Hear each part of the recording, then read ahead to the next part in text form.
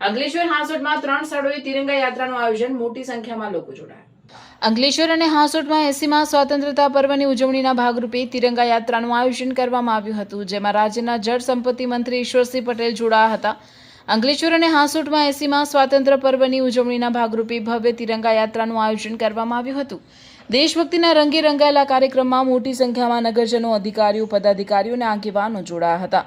અંકલેશ્વર તાલુકા કક્ષાની તિરંગા યાત્રા ગડખોલ પાટિયાથી અંદાળા સુધી યોજાઈ હતી, જ્યારે અંકલેશ્વર શહેરમાં EN જીનવાલા હાઈસ્કૂલથી ભરૂચી નાકા સુધી તિરંગા યાત્રા યોજાઈ હતી. રાજ્યના જળ સંપત્તિ મંત્રી ઈશ્વરસિંહ પટેલની અધ્યક્ષતામાં યોજાયેલી આ યાત્રામાં દેશભક્તિના નારાની તિરંગા સાથે મોટી સંખ્યામાં લોકો જોડાયા હતા. યાત્રામાં પ્રાંત અધિકારી ભવદીપસિંહ જાડેજા, મામલતદાર રાજન વસાવા, જિલ્લા ભાજપ પ્રમુખ પ્રકાશ મોદી, મહામંત્રી પરેશ પટેલ, શહેર ભાજપ પ્રમુખ ધર્મેન્દ્ર પુષ્કરણા સહિતના આગેવાનો અને અધિકારીઓ ઉપસ્થિત રહ્યા હતા. હાંસોટ તાલુકા મથક ખાતે પણ તિરંગા યાત્રાનું આયોજન કરવામાં આવ્યું હતું. મામલતદાર કચેરીથી શરૂ થયેલી યાત્રા કાકાબા હોસ્પિટલ થઈ હાંસોટ સર્કલ ખાતે પૂર્ણ થઈ હતી. યાત્રામાં મોટી સંખ્યામાં નગરજનો ઉત્સાહભેર જોડાયા હતા.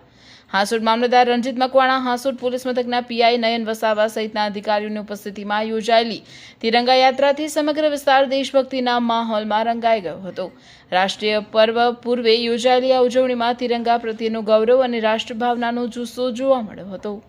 અંકલેશ્વર શહેર અને તાલુકાની અંદર મોટી સંખ્યાની અંદર ભાઈઓ ઉપસ્થિત થઈ એક પદયાત્રા જીનવાલા સ્કૂલથી અહીંયા જવાહર બાગ સુધી કરવામાં આવી અને અહીંયા ભારત માતા, સરદાર વલ્લભભાઈ પટેલ, પૂજ્ય ગાંધીજી એમને ફૂલહાર કરીને આજે અહીંયા રેલીનું સમાપન કરવામાં. ત્યારે આ રેલીની અંદર અમારા ભરૂચ જિલ્લાના પ્રભારી એવા શ્રી પરાક્રમસિંહ જાડેજા, જિલ્લા ભાજપના પ્રમુખ શ્રી પ્રકાશભાઈ, મહામંત્રીશ્રીઓ અને તમામ કાર્યકર્તાઓ હાજર રહીને આ યાત્રા શાંતિપૂર્વક કરી છે. આજે અંકલેશ્વરના ગડખોલ મુકામેથી પણ એક બાઇક રેલી સાથે તિરંગા યાત્રાએ પ્રસ્થાન કરેલું હતું અને અહીં અંકલેશ્વર નગરમાં પણ આજે એક ભવ્ય અને યાદગાર તિરંગા યાત્રા નીકળી છે.